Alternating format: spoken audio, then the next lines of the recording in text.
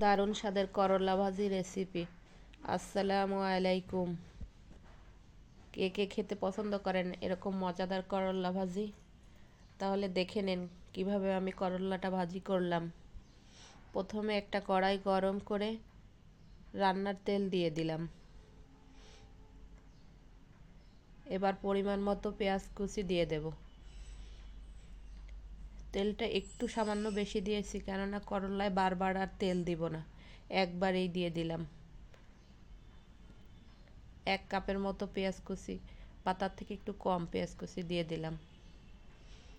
এবার পেঁয়াজগুলো নেড়ে চেড়ে একটু নরম হওয়া পর্যন্ত অপেক্ষা করব। পেঁয়াজ কুচিটা সামান্য নরম হলে এরপর বাকি ইনগ্রিডিয়েন্টস দিয়ে দিব।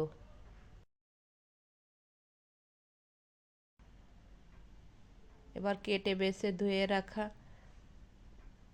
চিংড়ি মাছগুলো দিয়ে দিলাম, কেননা করলাটা আমি চিংড়ি মাছ দিয়ে ভাজি করব। চিংড়ি মাছ দিয়ে করলা ভাজি করলে খেতে আলহামদুলিল্লাহ অনেক মজার হয়।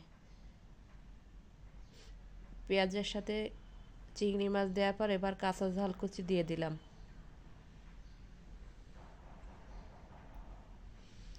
কাঁচা ঝাল দিয়ে কিছুক্ষণ নেড়ে চেড়ে এবার সামান্য পরিমাণে লবণ দিয়ে দেব। পেঁয়াজ চিংড়ি মাছে যতটুকু পরিমাণে লবণ লাগে ততটুকু পরিমাণে লবণ দিয়ে দেব, খুবই কম। এবার এগুলো কাঠির সাহায্যে নেড়ে চেড়ে নেব। লবণটা চিংড়ি মাছ পেঁয়াজের ভিতরে সুন্দরভাবে মিশিয়ে নেব। এরপরে সামান্য হলুদ গুঁড়ো দিয়ে দেব। তারপরে দ্রুত নেড়ে নেব। চিংড়ি মাছ পেঁয়াজ এগুলোর সাথে হলুদ গুঁড়োটা মিক্সড করে নেব। কিছুক্ষণ মিক্সড করার পর পেঁয়াজ যাতে পুড়ে না যায় এই পর্যায়ে করলাগুলো অ্যাড করব।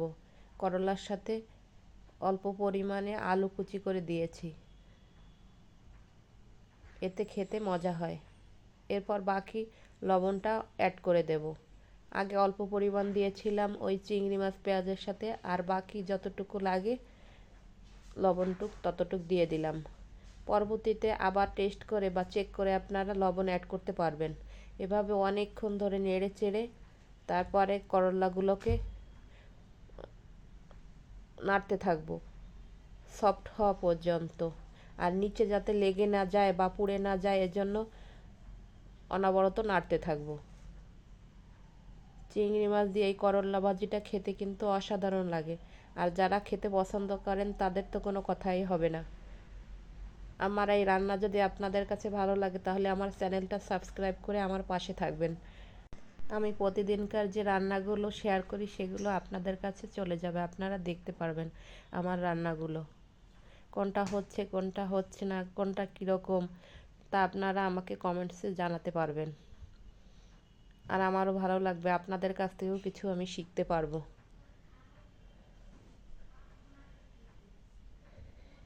অলমোস্ট করলা ভাজি ডান, আলহামদুলিল্লাহ। দেখেন আমার করলা ভাজিটা দেখতে কেমন হয়েছে। এর চেয়েও বেশিও বাদামি বা মচমচে করতে পারেন আপনারা, আর এর চেয়ে একটু কাঁচাও রাখতে পারেন।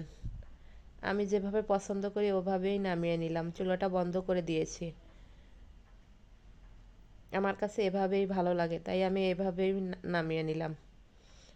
তারপর নামিয়ে পরিবেশন করে নিলাম। দেখেন করলা ভাজিটা দেখতে কেমন হয়েছে, খেতে আলহামদুলিল্লাহ অনেক অনেক মজার ছিল। এভাবে একবার করলা ভাজি করে খেয়ে দেখবেন আপনারা, স্বাদ মুখে লেগে থাকবে ইনশাল্লাহ। দারুণ মজার এই করলা ভাজিটা গরম ভাতের সাথে অসাধারণ লাগে খেতে আলহামদুলিল্লাহ। আপনারা একবার এভাবে বাসায় ট্রাই করতে পারেন করলা ভাজি।